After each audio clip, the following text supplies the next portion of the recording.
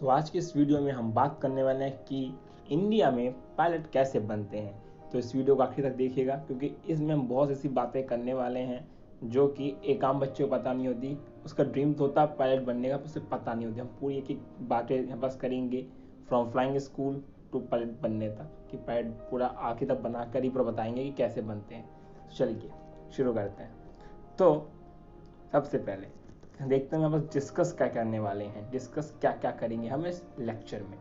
तो सबसे पहले बता करेंगे हम एलिजिबिलिटी क्राइटेरिया के ऊपर कि भाई एलिजिबल होने के यहाँ क्राइटेरिया क्या लगती है। सेकंड में बात करेंगे प्रोसेस ऑफ एप्लीकेशन, फॉर्म कैसे भरते हैं, क्या क्या वेरिफिकेशन नीडेड होती है आपके लिए। देन हम बात करेंगे कोर्स ड्यूरेशन, कि जो उसका कोर्स होता है वो कितने सालों का होता है, उसमें क्या क्या इंक्लूड होता है, टफ होता है या नहीं होता। देन हम बात करेंगे फीस और सैलरी, कि फीस कितनी देनी पड़ेगी और फीस लगाने के बाद सैलरी कितनी मिलेगी।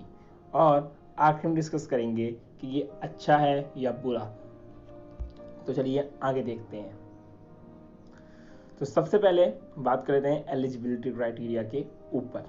तो यहाँ हम देखें तो सबसे पहले आपकी इंग्लिश 1 नंबर होनी चाहिए, यानी आपको बहुत ही अच्छे तरीके से इंग्लिश समझ में आनी भी चाहिए और बोलनी भी आनी चाहिए, दोनों बहुत कंपलसरी। सेकंड, आपके 10+2 यानी 12th क्लास में आपने फिजिक्स और मैथ से की हो और आपका इंग्लिश तो कंपलसरी रहेगा ही, और आपके 12th बोर्ड एग्जाम में और आपके 55% मार्क्स होने चाहिए फिजिक्स, मैथ और इंग्लिश में।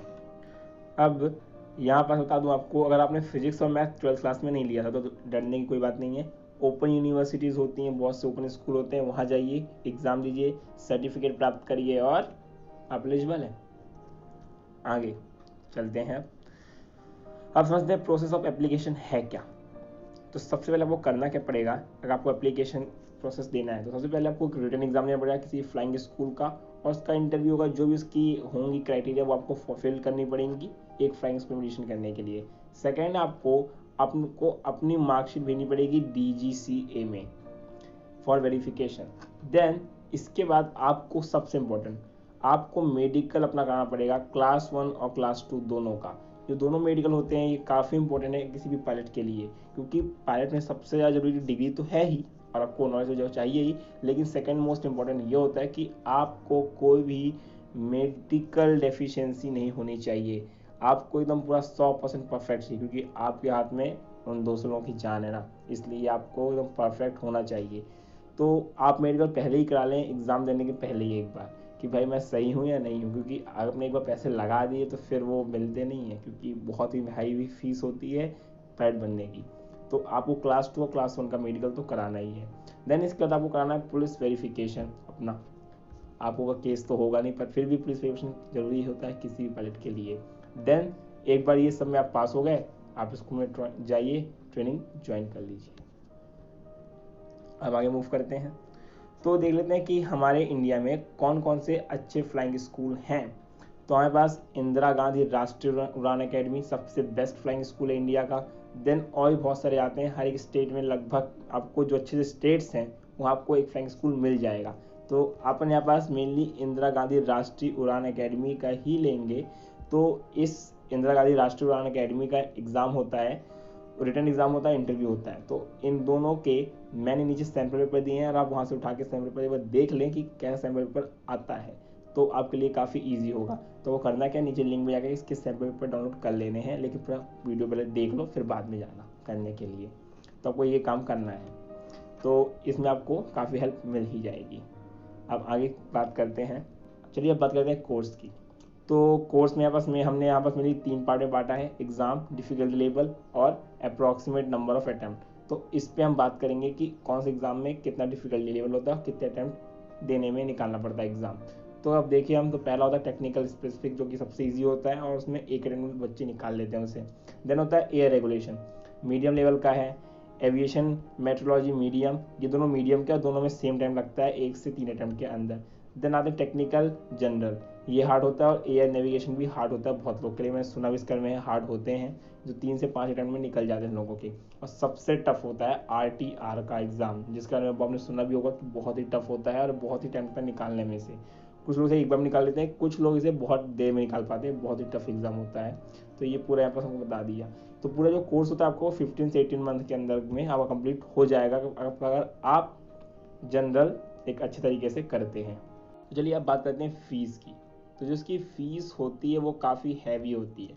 तो अगर देखें एवरेज हम, तो जो उसकी फ़ीस, जो मैं अब लेता हूँ एग्जांपल इंदिरा गांधी राष्ट्रीय उड़ान अकेडमी का, तो वहाँ की फ़ीस भी काफ़ी ज़्यादा है, 20 लाख के ऊपर पहुँच जाती है वहाँ की फ़ीस। लेकिन हम जो जनरल स्कूल जितनी भी हैं, फ्लाइंग अकेडमी, डिफरेंट ऊपर से नीचे तक देखें तो जो उनकी फ़ीस आएगी तुम्हें आपको मिलेगी 12 से 50 लाख के बीच में। तो इतनी फ़ीस होती है इंडिया में। तो काफ़ी हैवी अमाउंट है किसी पायलट बनने के लिए। तो अगर कुछ पैसा है तो आप आराम से ये कर सकते हैं। तो यानी ये कह सकता हूँ मैं एक तरीके से कि मेनली इसमें ज़्यादातर अमीर बच्चे जाते हैं पायलट बनने के लिए। ऐसा नहीं कि इसमें बाकी लोग नहीं जाते, पर मेनली उनका परसेंटेज होता है ज़्यादा। अब इसके बाद हम बात करते हैं सैलरी की। तो अगर हम बात करें सैलरी की, तो भाई देखिए, अगर हम फीस से सैलरी कंपेयर करें तो वर्थ इट है यहाँ पर एडमिशन लेना। क्योंकि एक सिंपल पायलट जो कि जिसने अभी ज्वाइन किया है, उसकी जो हम सैलरी की बात करें तो उसकी सैलरी 1 लाख से 1.5 लाख तक होती है, जो कि काफ़ी अच्छी बात है। इतनी सैलरी कहीं नहीं मिलती। अगर एक इंजीनियर अच्छे से पास भी करता ना, बहुत ही अच्छे कंपनी में जाता है, बहुत अच्छे कॉलेज से बहुत अच्छी कंपनी में जाता है, तो उसको इतनी मिलती सैलरी तो लगभग सेम ही है। तो काफ़ी अच्छा था। और ऐसा इसमें है नहीं कि सैलरी इतनी रहेगी, सैलरी बढ़ती रहेगी। और अपार्ट फ्रॉम दीज, किसी पायलट की लाइफ देखिए एकदम लैविश होती है, मतलब एक नंबर की लाइफ होती है उसकी जब से फ्लाइट शुरू होती है और जब तक ख़त्म होती है, तो जो उसको लाइफ मिलती है ना वहाँ पास, वो बहुत ही बेहतरीन होती है कि उसके ऊपर रुकने का इंतजाम होता है होटल में, और ऐसा होटल नहीं, 5 स्टार होटल।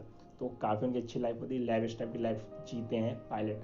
तो ये तो सैलरी तो ठीक है, सैलरी तो हैवी होती भी है, वो लाइफ भी बहुत ही अच्छी होती है। और अगर उड़ने का सपना है तो फिर तो बहुत अच्छी बात है, आप तो इंजॉय उसमें भी करोगे।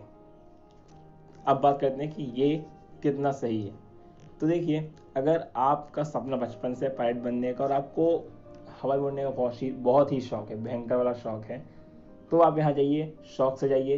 पर अगर आप लोगों के कहने पे या देखा सीखी में पायलट में आ गए तो बिल्कुल मत जाइए। बस सोचिए ज़रूर कि आपको जाना चाहिए क्योंकि नहीं जाना चाहिए। क्योंकि एक समय के बाद, मैंने बहुत लोगों का इंटरव्यू देखा पायलट का, बोलते हैं कि एक समय के बाद लाइफ काफ़ी बोरिंग हो जाती है, क्योंकि वही सेम काम रोज़ करना है, प्लेन को ले जाओ उड़ाओ, सेम काम है। और वहाँ पास आपको वादियाँ भी नहीं दिखेंगी जो नीचे दिखती हैं, ऊपर आपको आकाश दिखता है। तो अगर आपको उड़ने का बहुत शौक है, आपको मतलब एकदम हार्ड वाला डिज़ायर है, तो यहाँ जाना, नहीं तो मत जाना। कोई काम का इतना भी नहीं है, मतलब सिंपल एक लाइफ है। आप इतने पैसे और इतनी लेविश लाइफ दूसरे तरीके से भी कमा सकते हैं, दूसरे तरीके से भी जी सकते हैं। तो कोई इतना कंपलसरी नहीं है। अगर आपको शौक नहीं है पायलट बनने का तो एक तरीका, एक तो ये है। दूसरा ये, आपका ना स्ट्रॉन्ग डिज़ायर है पायलट बनने का, लेकिन आपके पास पैसा नहीं है, तो आप क्या करोगे? तो देखिए, मेनली क्या होता है कि इसमें स्कॉलरशिप दी जाती है डिफरेंट स्टेट गवर्नमेंट के द्वारा और डिफरेंट कंपनी द्वारा। इसे कभी प्रमोट किया जाता है पायलट बनने के लिए, तो स्कॉलरशिप मिलती हैं फ्रॉम 50% टू 100% तक। अगर आपको इसके ऊपर वीडियो चाहिए तो आप बोल दीजिएगा, मैं बना दूंगा रिसर्च करके। तो ये भी एक तरीका है जाने का कि आप स्कॉलरशिप लेके चले जाएँ वहाँ पास। सेकेंड, दूसरा कि अगर आपको स्कॉलरशिप भी नहीं मिल रही है, अगर पैसे भी नहीं हैं, आपको पायलट बनना है, तो आप कमर्शियल पायलट तो नहीं बन पाओगे। पर अगर आप एनडीए का एग्ज़ाम निकाल लेते हैं या एनए का, या फिर और भी एग्ज़ाम होते हैं ग्रेजुएशन के बाद भी, तो आप निकाल के एक एयर फोर्स के पायलट बन सकते हो। हाँ, उसकी लाइफ थोड़ा अलग होती है इससे, पर आपका उड़ने का शौक है तो आप उससे भी उड़ सकते हो, अपना सपना पूरा कर सकते हो। तो आज के बस वीडियो के लिए इतना ही। Thanks for watching. मिलेंगे एक नए वीडियो एक नए टॉपिक के साथ।